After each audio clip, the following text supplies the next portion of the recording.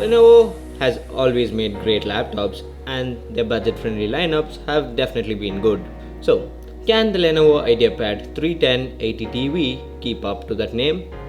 Let's find out. Hey, what's up guys, I'm Suman from Phone Stein and let us begin.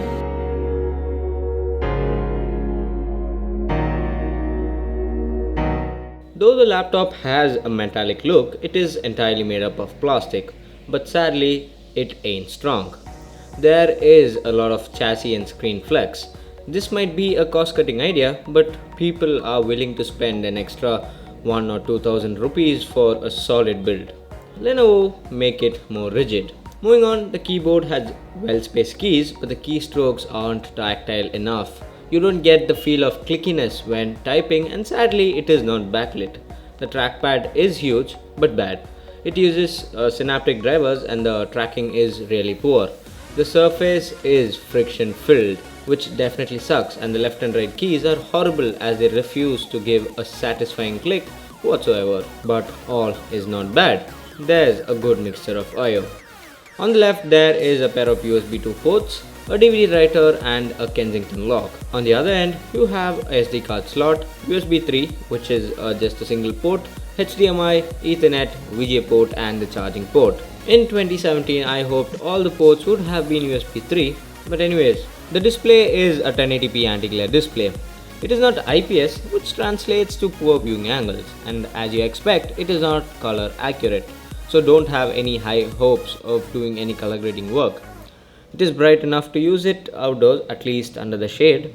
It is a decent display for what you pay. The webcam on top is poor, so don't expect good looking Skype calls. But the strong point of the laptop is the Dolby speakers. The sound is loud and clear with solid bass. I can say this is the best sounding speaker I have ever seen on a budget laptop. Till now, it's been on the negative side, but can the performance cope up for it?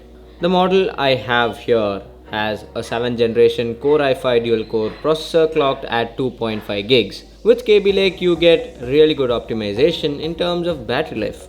But here that's not the case, but let's talk about that later.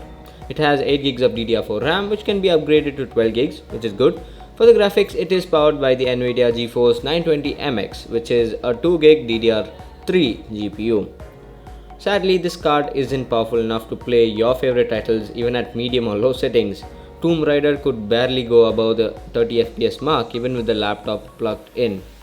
In case you want a game, lower end titles like CSGO would work at medium or low settings fine.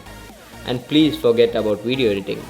I wish the 940MX would have been installed in the Lenovo 80T rather than the 920MX, because it is more powerful and games play really well at low or medium settings in the 940MX. Lenovo, please look into this. Now, talking about battery life. I previously mentioned that it has a Kaby Lake processor which would give great battery life, but here that isn't the case. Unplugged, the battery hardly lasts 3 to 4 hours on Wi-Fi, and if you try to game, don't expect to take it out with you. The laptop tends to heat up a bit, and it is not that extreme but somewhat uncomfortable when using it on your lap. Now, everything I talked about this laptop has been negative. With so much negativity, who is this laptop aimed for? Those who want to take notes or do web browsing but do not want a mobile or tablet, this is the right laptop. Again, don't expect to play your favorite games like GTA or Crysis, but CSGO should work just fine. And definitely forget editing on this. But if all you want is to take notes or browse the web, there are many other cheaper laptops available which give more value for what you pay than rather paying 48,000 for this piece of hardware. So Lenovo, you got to work on your budget laptops even more. Now, my verdict? The laptop is okay, but could have been better. Anyways, thank you for watching, and this is Suman signing off once again. Catch you later.